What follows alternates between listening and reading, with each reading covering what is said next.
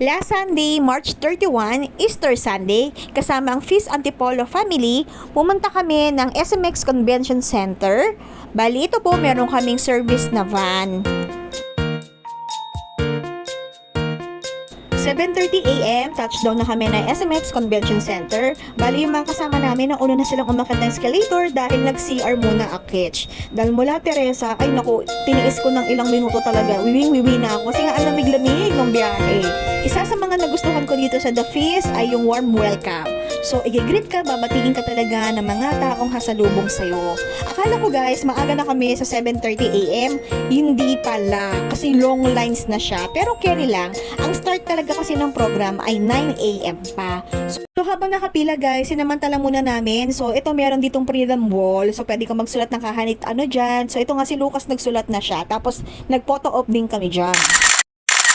Nakapasok na kami sa loob at meron na kaming mga reserved seats. So, itong si Lucas, nagaya siya na baka pwede bumili ng makakain kasi nga wala pa nga kaming breakfast. So, lumabas muna kami kasi meron namang concessionaire sa labas. Tapos, titingin tayo ng medyo mura.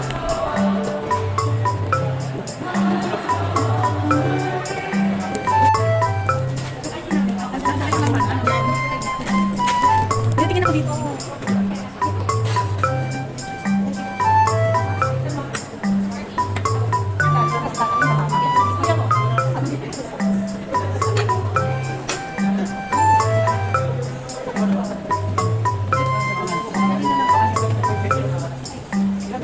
After nga namin makabili ng food, ito nga, sinamantala ko din na magsulat na rin dito sa Freedom Wall. Kasi kanina, ang daming tao. So, since yung mga tao ay nasa loob na, medyo maluwag na po dito.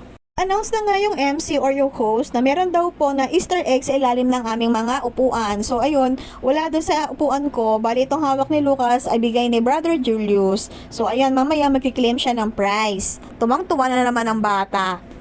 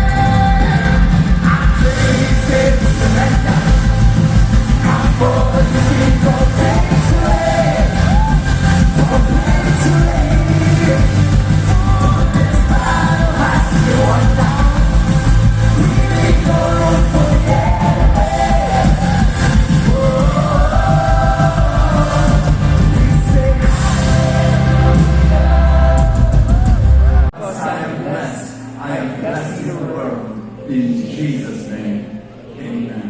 Give the Lord a big hand. God is kind.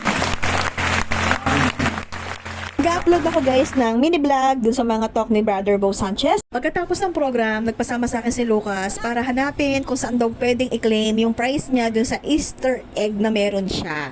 So guys, grabe, super blessed nung araw na to kasi nga nagdadalawang isip pa nga ako kung sasama kami o hindi.